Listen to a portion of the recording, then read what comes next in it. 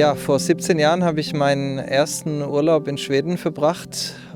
Ich war damals kein Angler, hatte auch noch nie eine Angel in der Hand gehabt und bin dann angeln gegangen, mit dem Boot rausgefahren, eine Angel in die Hand, einen Blinker dran und habe nach 8 Stunden nichts, kein Biss, kein gar nichts, verzweifelt aufgeben wollen.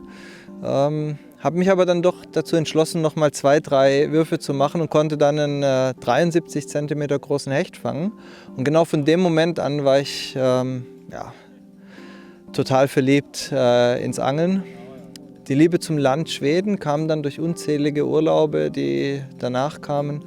Und weil ich schon immer was Eigenes machen wollte und mein Schwiegervater und Partner, der Udo, mich oft gebeten hat, dass wir was zusammen machen sollen und beruflich und nach Schweden auswandern sollten, haben wir gesagt, okay, warum nicht? Warum bieten wir nicht eine Ferienhausvermietung an mit dem Fokus aufs Angeln?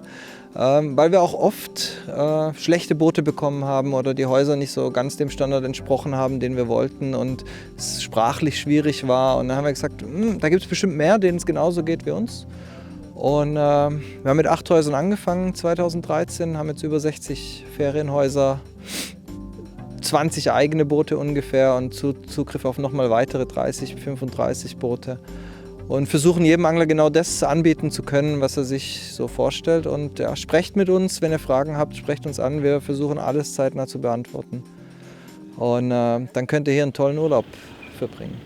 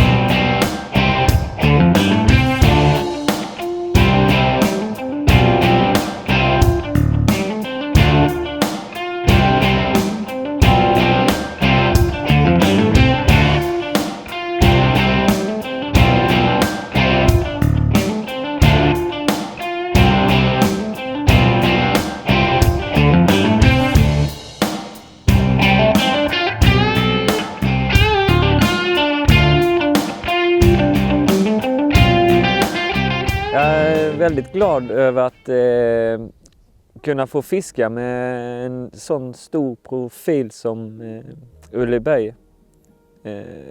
Det är ju en man man har sett fram emot att träffa i verkligheten.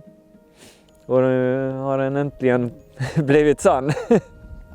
Så det är riktigt häftigt. Och dessutom så fiska i Eriksberg med, det är ju pricken över i-et. Så jag hoppas verkligen att fisket blir jättebra här. Ja, Vorbereitung für eine große Angeltour versuche ich immer so gut wie möglich zu machen. Von zu Hause aus. Internetrecherche ist also das allererste. Dann versuche ich Kartenmaterial zu bekommen. So ein bisschen die Gegend mit Karten dann auch zu ergründen, Tiefenkarten. Wenn man sowas kriegen kann, dann hat man eigentlich schon gewonnen. Und in Schweden ist das eigentlich sehr schön, weil es von den ganzen Gewässern, die ich so bis jetzt beangelt habe, auch sehr gute Tiefenkarten gibt. Und ansonsten versuche ich auch so ein bisschen mein Standardprogramm einzupacken, was so Köder angeht und so weiter. Und dann lasse ich das auf mich zukommen. Ja, das also eigentlich von zu Hause aus. Karten und Informationen sammeln. Wenn man irgendwelche Anhaltspunkte von erfahrenen Anglern schon mal bekommt, ist das natürlich super. Aber ich versuche auch immer so ein bisschen offen zu bleiben und erst mal 2, 3 Tage zu angeln und zu probieren.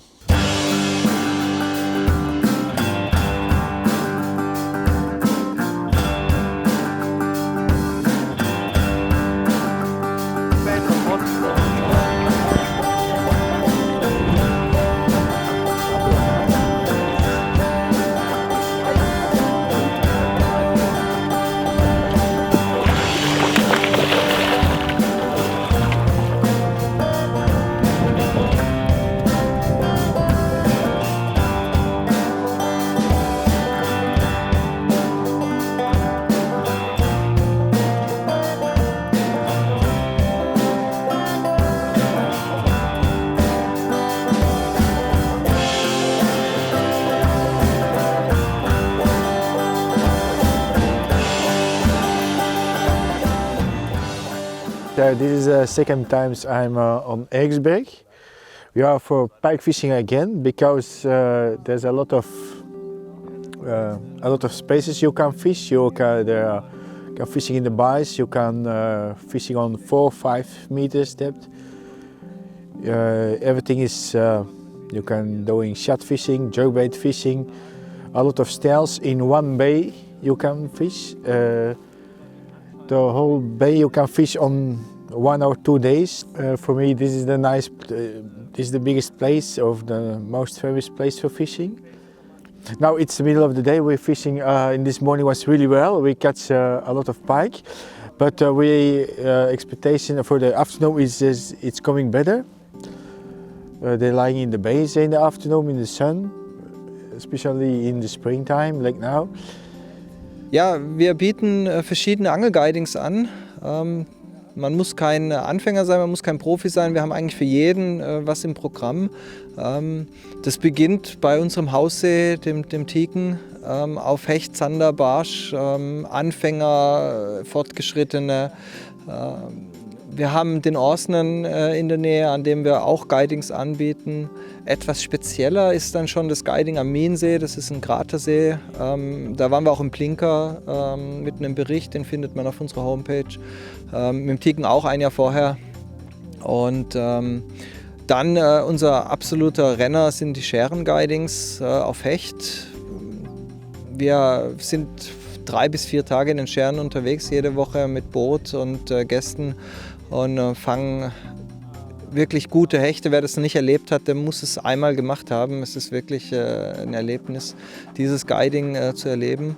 Und ganz an der Spitze haben wir unser VIP-Guiding, wie wir es nennen. Und das ist hier im Naturreservat Eriksberg. Das ist ein abgeschnittener Bereich der Ostsee, also eigentlich auch Scherengarten. Hier gibt es unheimlich viele Tiere. Es ist halt Naturreservat mit Hirschen und einem wunderbaren Restaurant, ein tolles Hotel. Und wir sind die einzige Firma, die hier Guidings anbieten kann. Das Angeln ist hier sehr reglementiert. Es gibt nicht viele, die hier angeln dürfen.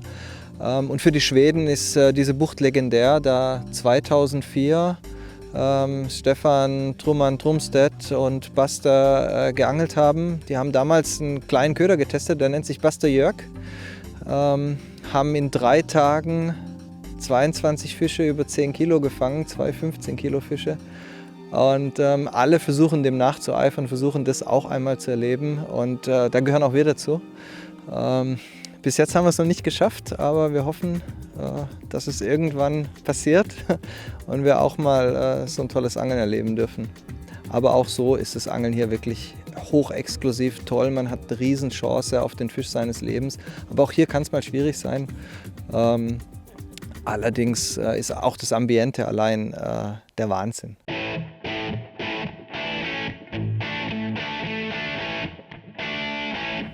Plenty of pike, slightly outside.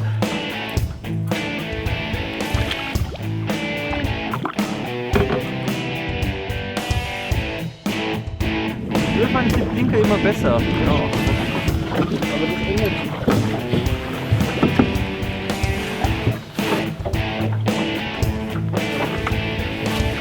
Schon mal ein bisschen.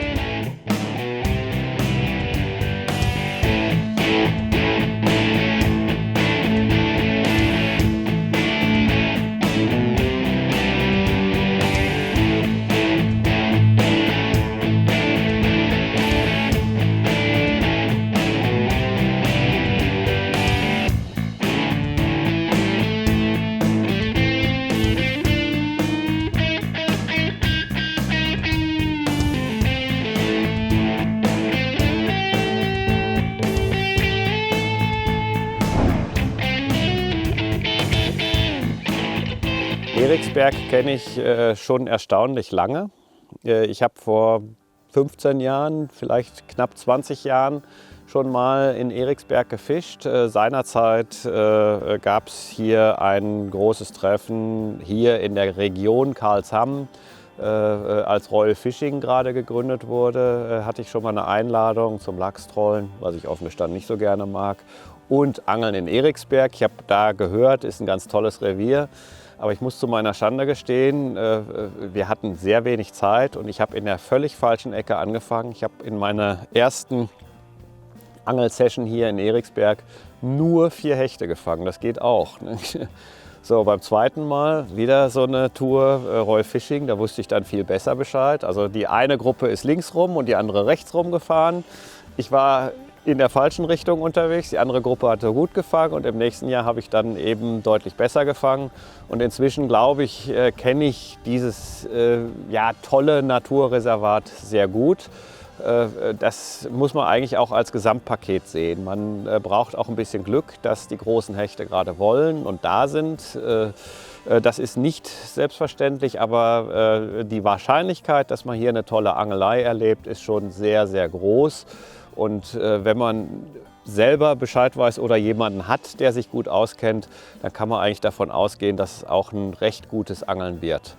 Vorausgesetzt, es ist jetzt nicht super warm und die Fische werden rausgedrückt, wie es im Sommer ist, das weiß ich natürlich nicht.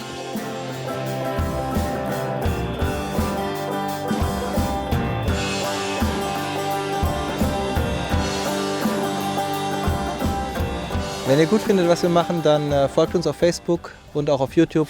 Wir werden einige neue Filme bringen dieses Jahr und auf Facebook sind wir eigentlich immer fast tagaktuell unterwegs. 2, 3 Sachen gibt es da immer wieder neu pro Woche, neue Häuser, Guidings, alles Mögliche. Also bleibt dabei, folgt uns und wäre schön, wenn wir euch mal hier treffen können.